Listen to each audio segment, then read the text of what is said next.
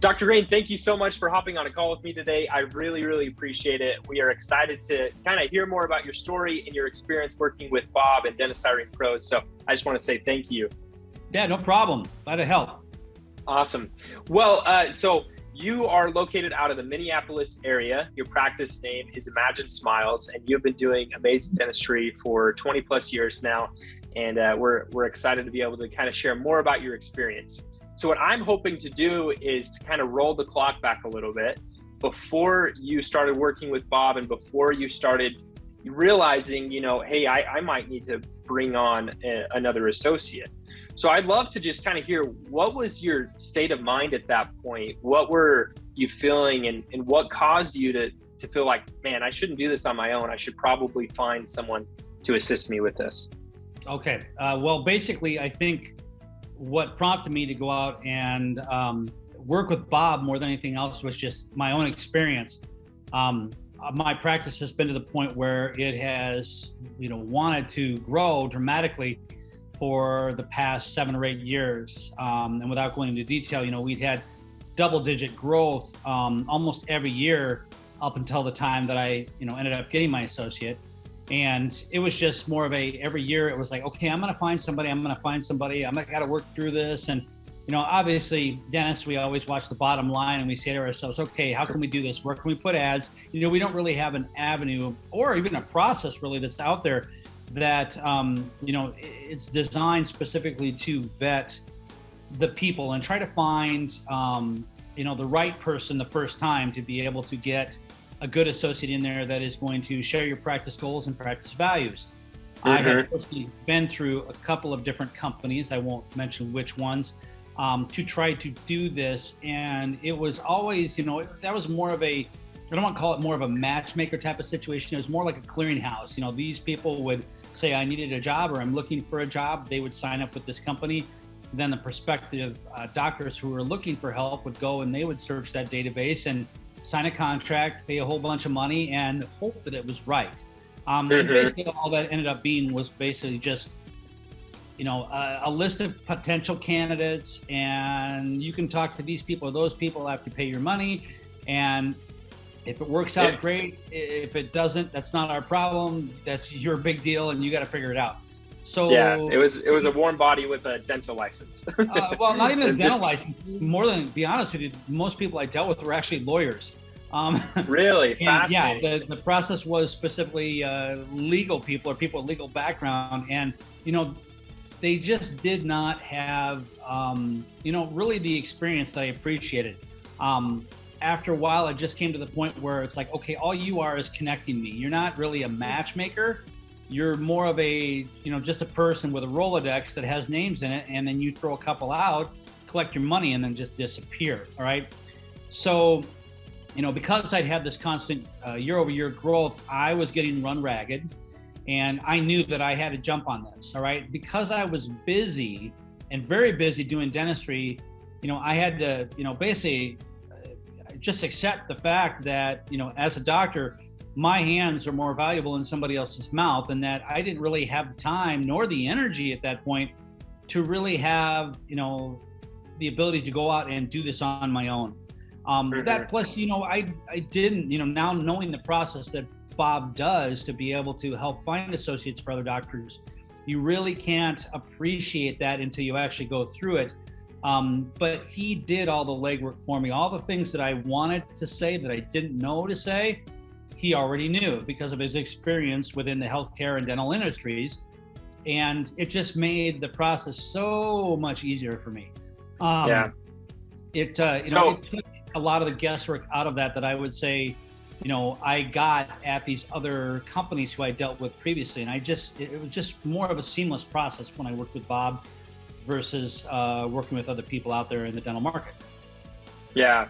And so if I can understand kind of that state of mind you were in, you were slammed. I mean, you were working yourself ragged, as you said, right? I don't know how many hours you're putting in, but I'm assuming you're putting in a lot of work. And you were just like, I need help. I don't want to keep doing this, but I want my practice. I want to keep serving my patients. I want to provide quality care.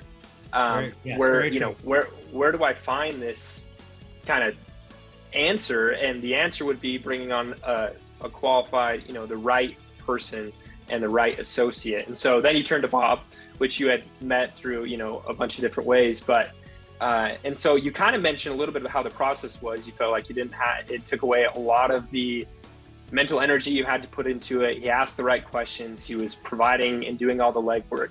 How did that make you feel? And where, do you feel like that allowed you to just continue to build your practice and focusing on serving your team rather than having to maybe go post Indeed ads, network to find connections? Where do you feel like, and how do you feel like the process was as we continued down the road? Okay. Well, basically, I'll go back here a little bit and just kind of, start where I started to feel like the process was needed. All right. Because, every doctor asks themselves, when you go out in private practice, when do you go and you find help? All right. And in hindsight, I would offer this advice, start finding help when you start to feel stressed. All right. And it's not a monetary stress, it's a workload stress. People are always stressed about money, so that's kind of an irrelevance in this process. You get to a point, mentally where you become frustrated with dentistry. At least I did anyway. Personally, I really enjoy my job. And when I started having the people around me say, "You're really getting crabby," I started to wake me up a little bit and say, "Okay, you know what? Why are you so crabby?" And I knew I love being busy. I don't like it when my days are, quiet and boring. A lot of people do. I'm not one of those guys. I like to go and feel like I got done at the end of the day and say, that was a great day's worth of work. And sometimes I make a lot of money doing that, and some days I don't. It just depends on every day. So it's all it adds up in the end that matters. Regardless, if I had to give advice as to when to say, when this process should kind of start, I would easily go back to your schedule book. Now, granted, in COVID, this is a little bit more, or during COVID, this is a little bit more of a challenge because of the fact that, we constantly have cancellations because people get sick at the last minute and they, sometimes will call in. So it's hard to gauge it. And our schedule books have been pushed back farther and farther. All right. So I'm speaking within the context of pre-COVID, okay, which hopefully we'll get back to sometime soon. But basically, I would encourage anybody who is wondering, when do I start this process? Start it when you start looking at your schedule book and you cannot book somebody for at least 3 to 4 weeks out, okay? So if your schedule is full and there's nowhere to put somebody who needs a simple filling or a crown or something like that, and you're out 3 to 4 weeks, then you should be saying to yourself, okay, I need to find help, all right? Because it's a situation where you're now potentially, stepping over quarters to pick up nickels. A lot of the people that we see that rely on us, that really appreciate our work, are those people that look for the procedures that are potentially, high revenue procedures, things like extractions or, sometimes even crowns, but root canals in particular. I know a lot of dentists who don't like doing root canals. I personally love to do them. And I've referred out hundreds of thousands of dollars worth of root canal income that I could have easily done in my own office, or implants for that matter. Just because I didn't have the time or the ability to see them in a timely manner. And nobody, when they're in pain, wants to wait 3 or 4 weeks for an appointment. They want to get in right away. Okay. Yeah. So I would say, start the process, or start thinking about the process when you look at your calendar and your scheduling book, and it's 3 to 4 weeks out before you can get somebody back in. That's when you start to need to raise the white flag and say, I need help. Okay. Yeah. And let me add just a little bit of context there too, Dr. Green. Part of our process is we do a practice vetting before we actually officially join and take on a new client. And what we're looking for is we typically pull up dental intel. If you don't have it, we ask you to get it. And we're looking for a practice within a practice. And I'll tell you what, more and more dentists out there are running what we call a practice within a practice. You're running 2 practices because you're just working too hard, you're too busy. And it does exactly that. You're not allowed, you disallow yourself to work on the bigger cases and take more of the emergency cases. And it doesn't allow you to serve the patients in the best way possible. And so that's why bringing on, associate it could possibly be an answer for that. So sorry, I kind of cut you off. Let's keep going. Okay. As far as how the process went with Bob, I think the process itself was fairly seamless. And the one biggest hangup that I had with it from the very beginning was cost. Okay, and I've had several people tell me that, because this whole process is not cheap. And looking back at it, I look at what other people charge me for this same service that he has offered me. All right. And it was, substantially less than the process through Bob. Okay. Now, that being said, I will also say that it has been the best money I could have spent in the long run. There's the old adage in life: you pay for what you get. And the two things that you get in particular that really stand out in my mind with Bob and just dental hiring pros in general through this process has been one, the vetting process. All right, because those are, again, like I mentioned when we first started the interview, was that there were questions that I should have answered or should have asked these people when I talked to people previously, or when I interviewed potential candidates previously to working with Bob. And basically I didn't know what to ask these folks. And he, having gone through the training he's gone through,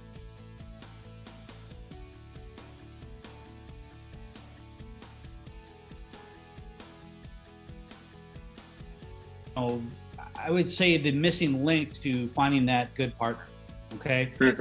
And I was able to focus on dentistry, knowing that I was still going to be shelling out a fair amount of money to be able to get this process going. All right. So knowing the questions, or allowing him to be able to know the questions to ask, to be able to determine, is this candidate going to work for you or not? And then, you have an outside influence there as well. That he, part of the process is that he has you, do a self-evaluation as well. He knows what type of person you are. So he's going to know what type of person this other person is. And because of his experience with Covey, he knows who's going to work well with others, who's going to play well in the sandbox with others. All right. And, with me, I'm a very type A type of person. And he knew I need to find somebody that is going to not, take his perfectionism, personally, and it's going to work out, so, and I'm using myself as the example here, obviously, but I would say that most dentists are by nature, very detail oriented. And as a result of that, they have different personalities. And it's important to be able to know who works well with who. And Bob took all the guesswork out of that for me completely. All right. Yeah. The other part of the process that is just crucial, and has been, because it's been about 1.5 years since I added my associate to my office, is the follow-up. All right. And again, I mentioned these other companies that I'd worked for. None of them had this hands-on approach after the fact to help guide through the associate period, and then potentially bring on the doctor as a partner doc, or, in some way, shape, or form, an owner, all right, after the process is done. So having that resource, as, I brought the associate in and been able to train them and, work towards that partnership, has just been crucial. All right. So I would say those are the two biggest factors that have really made this process, I would say, fairly easy. And again, I will stress, you get what you pay for. Is it a lot of money? Absolutely. Yes, but it's been worth it. Yeah. Well, and if you think about, we try to help dentists look at the costs. So if you're happy, there's two costs here. There's the direct cost of the money you have to pay to receive the service, but there's the opportunity cost that I don't think is often considered, which is if I'm having to spend time looking, interviewing, and doing all the energy of finding this associate, that's taking me away from serving my patients, or it's taking away my mental energy to be with my family, or whatever that may be. There's definitely a massive opportunity cost. The other one is the industry standard is that those associateships fail 75% of the time. Our success rate is 90% success rate. And so the opportunity cost of hiring the wrong person is massive. There's, if you actually take in the cost of having to, if the dental divorce, if you will, actually happens, it's hundreds of thousands of dollars in missed opportunities, and having to recoup the training on the team and recoup the morale, and then having to restart the process. It may sound like a lot of money, but a new associate typically brings in, $50,000, $60,000 of new business within the first 6 months to a year. And you're already seeing a return on your investment within, a few months of that person actually coming on and joining your team. So at first, sure, there might be a little bit of sticker shock, but we really try to invite dentists to think bigger, like you did, because there's a bigger game here. There's a bigger plan. And we know our model works. And a big part of that is what you mentioned, which we call the marriage counselor stage, which is where we stay engaged for the next 18 months. Because even though we set the right person in the right room and you're working together and everything looks great, we're still human and we're still going to run into problems.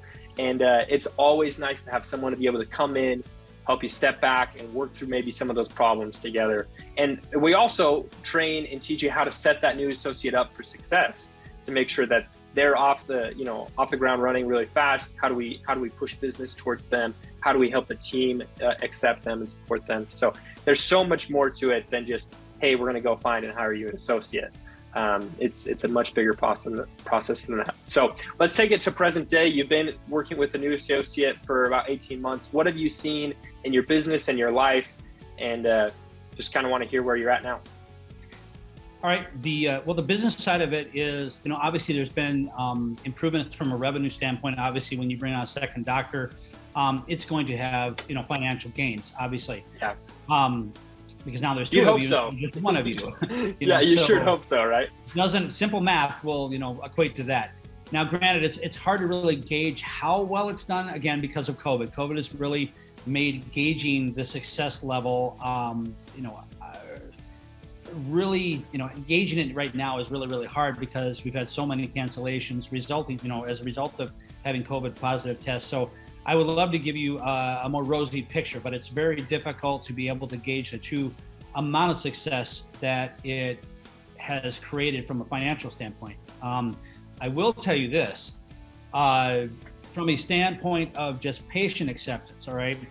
My patients know that I am a perfectionist, all right? And they knew that I was looking for an associate, or have been looking for an associate for, 5+ years before I found my current associate. And it was interesting because when he first came into my office, my current associate anyway, he came into my office, at first people were just slightly gun shy, at least some of them were, but a lot of them, basically looked at him after they met him and they said, well, if Dr. Green trusts him enough to be able to work in my mouth, then he obviously has really taken a lot of time to think about this, because Dean knew that I'd been looking for quite some time, and to have finally found somebody that I let into my sandbox, so to speak, was a big deal for them. So there was a lot of blind trust that my patients had in that whole process.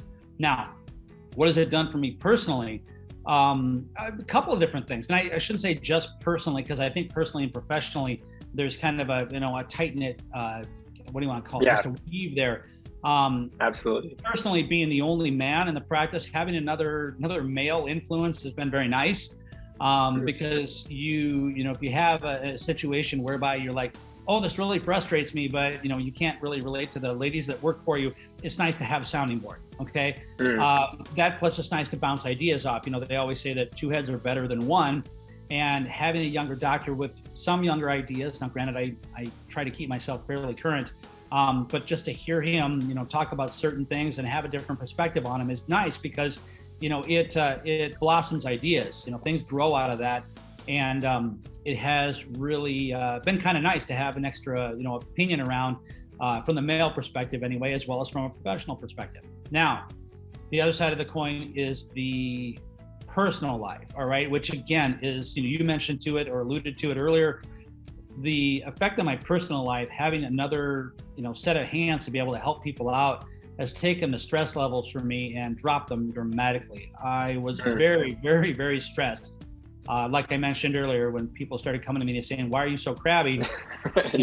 First you're like, what do you mean I'm crabby? I'm not crabby. You get very standoffish, and you realize, okay, even the standoffish that you're giving is crabbiness. So, my staff has noticed it. My patients have noticed it. They know that I'm enjoying dentistry more now. I don't feel so rushed and frazzled to be able to help people get from point A to point Z in their treatment journey, regardless of whether it's something simple or complex. But just my persona, either out in public or in the office, has just taken a dramatic turn in the right direction. I have more energy. I feel more positive. I don't feel as frustrated. I don't lose my cool as easily as I used to. Not that I would consider myself a hothead, but it just has had a very positive effect on my personal life as well as my professional one. Love that. Well, thank you so much for sharing, Dr. Green. I hope that, people get an opportunity to watch this and hear about your experience and, open their eyes to what other possibilities are out there of, maybe bringing on and expanding their team. So just want to say thank you. We're excited for what 2022 has to offer for Imagine Smiles Dentistry. I know it's going to be a fantastic year for you guys. And as always, we're here to support you in any way we possibly can. So thank you. All right, Brighton. Thanks so much. Appreciate it.